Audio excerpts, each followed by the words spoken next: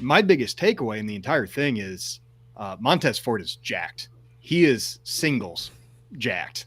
And I thought that's what we were getting here. My assumption is with the finish where the heel pulled his shoulder off the mat instead of him doing it.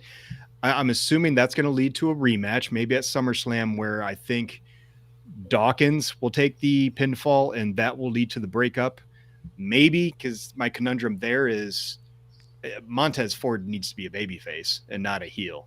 But, prove me wrong. I'm okay with it either way. I just want to see his singles push. Well, see, it seems like it's coming. We always talk about here on the show, and Kyle always says this, that commentary kind of beats you over the head with what they want to accomplish. And they actually mentioned, like, he's added 20 pounds of muscle on commentary. And you can tell, especially for someone like me who hasn't been watching regularly. I mean, compared to a year ago, you can tell he's put on 20 pounds of muscle. And on SmackDown, they had said that there had been reports that there had been some dissension between the Street Profits. So they are planting the seeds right now. And I put up a poll on Twitter asking people if they're ready for Montez Ford singles run or not. And it wasn't as blow away as I thought it would be. It was above 50-50. More people want to see Ford as the on a singles run, but not as many people as I had thought, actually. Let me pull that up right now, actually. 64% said yes, they're ready for the singles run. 35% not yet. I feel like, I know it's going to hurt Dawkins, although Dawkins was very good in this match. A lot of this has been kind of the general narrative is that when Ford goes singles, Dawkins is going to be hurt, and he probably will be hurt. He could succeed on his own. I mean, he showed here he can go, but that's been the general narrative, is that it's going to hurt Dawkins. But at the same time, man, Ford is obviously a star in the making to me. He's got so much charisma. He's jacked right now, as you could say. Guy's one of the best workers in the company. I mean, he could be something special. And I think you run the risk, Justin, you put this in the Facebook group last night, that if you don't strike while the iron is hot, they could miss their moment with him. Especially, if they get bogged down doing the same matches for months and months and months here in the tag division and losing. And Kyle Ryan on the Facebook thread had a great point of, he doesn't want them to break them up because of the complete lack of depth in the, the tag team division. But like you said, you could really miss the boat on Montez Ford if you don't do it sooner rather than later. Yeah. And as far as, I'm sorry, real quick. And as far as Dawkins go, I do hope, obviously, if there's some sort of split and maybe you do a quick, Dawkins Ford feud, I do hope they have somebody lined up for him to tag with, because I think he has a long career as a tag team specialist. Yeah. Kyle said in the chat, where does he go? He's not going to take down Roman. Is he going to take on Gunther? I just don't want him to get lost in the shuffle. I think you got to take the risk, though. If you have something special here with this guy, he could take down Roman. I laid out just a very easy story in the Facebook group last night that they could do where, if they're going to split them, they wouldn't even have to have like a turn with Angelo Dawkins and Montez Ford. What they could do is just, you could have the Usos just savagely beat down Dawkins, like injure him. He's out for months. It leaves Montez Ford there to just go it on his own. And, he's out for revenge against the Usos. He's finding himself as a singles. It comes out that it wasn't just the Usos that did that, but, it was Roman Reigns that he hired the hit, that he wanted Dawkins not just beat, but injured and out for good. And then you tell the story of Ford coming after Roman Reigns. And in the end, he does beat Roman Reigns. And that's how you make a big star. You go all the way in on this guy. You don't do this 50-50 booking bullshit. You have the guy look dominant or like he's finding himself, but he works to that point where he can take on a guy like Roman Reigns and he can actually beat the guy. I don't have any confidence they would do that. But I mean, wrestling is very simple when you lay it out that way. That the guy is very popular with the crowd. You could build up to that and they would buy it. He's a special talent, but I just don't think they would go all in on him like that. So yeah, it does make you worry, but at the same time, you can't have this guy in the single or the tag team division forever and miss the boat on him either. So it could be a risky proposition, but I feel like they got to strike while it looks like the iron is hot. What do you think about all this, Carlo, and the singles talk with Montez Ford? So I think in terms of the match itself, it's a good to great match. But I do share what Justin said that it was in danger of going long.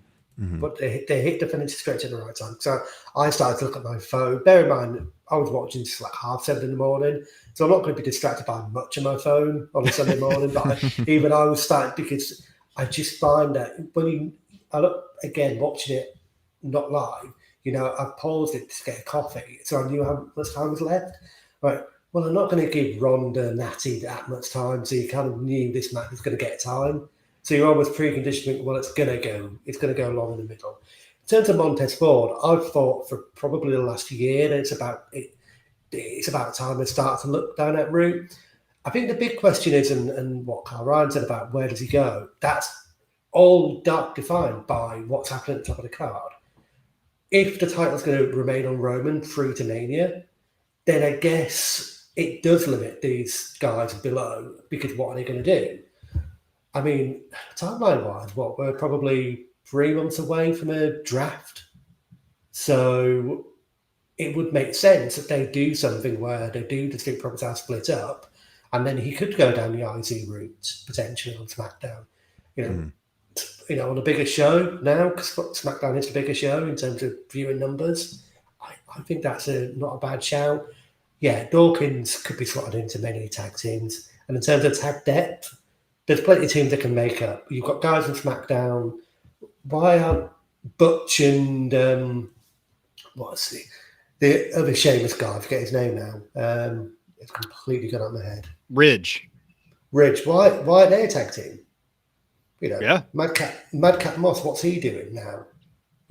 He's come out of a feud with Baron Corbin, and he's not got Corbin's got a big SummerSlam program. Moss could be tagging with someone. They do this, so there's plenty of guys out there to beef up the tag team just to keep a team together that are probably potentially one of them is going to be stronger apart than they are together. And Dawkins, if he did the heel turn, you could almost do that sort of rockers who's going to work from this, the heel but on a baby face. Mm-hmm. You're giving yourself a better chance from two rather than just have Dawkins potentially disappear. But I get there's always a risk there that Dawkins fails and then he's a Marty Jannetty again.